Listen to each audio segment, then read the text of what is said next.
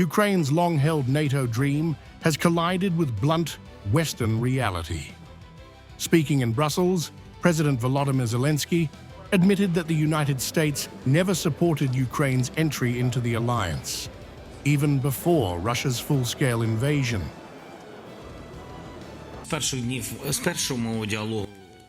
The policy is consistent, to be honest. In the United States of America, it does not change regarding Ukraine's membership in NATO. They don't see us there. For now, look, well, everything in our life so far. Maybe in the future the position will change. Maybe someone will realize that a strong Ukrainian army strengthens NATO, not the other way around. So, this is a matter of policy. The world is changing. Someone lives, someone dies. That's life. Zelensky revealed that former US President Joe Biden personally shut the door on NATO membership, telling him directly Ukraine would not be allowed in.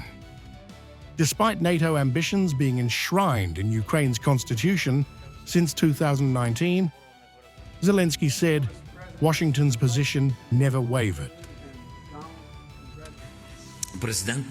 I do not know who, what, or what was the interpretation of my words. I really, from the first dialogue with the President of the USA, former President Biden, I honestly raised this issue.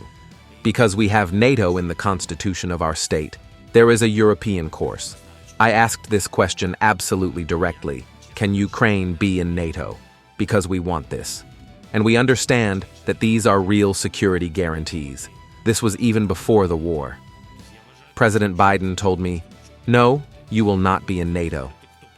I approached this issue each time, and for someone in the White House, this already caused smiles and all sorts of reactions. And they always said that I was persistent. The Ukrainian leader rejected any attempt to rewrite the constitution under external pressure, but acknowledged a hard truth. The United States does not see Ukraine in NATO. His remarks follow recent signals that Kyiv may drop its NATO bid in exchange for alternative security guarantees.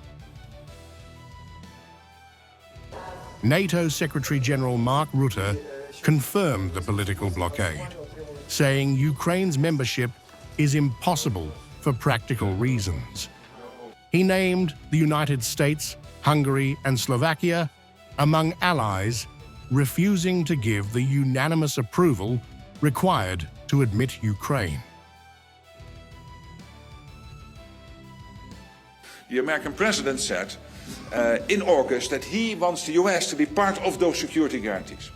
And at the moment, discussions are ongoing what that exactly would mean and how then this collective package of security guarantees would look like. That's currently the debate going on.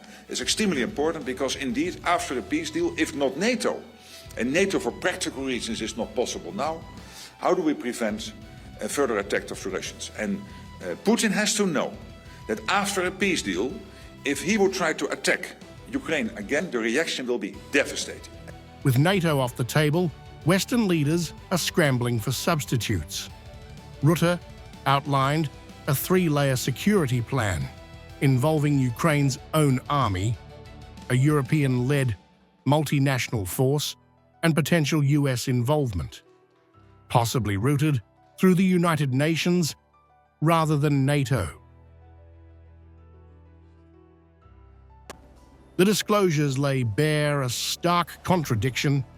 Ukraine is asked to fight, bleed, and negotiate, yet remains locked out of NATO.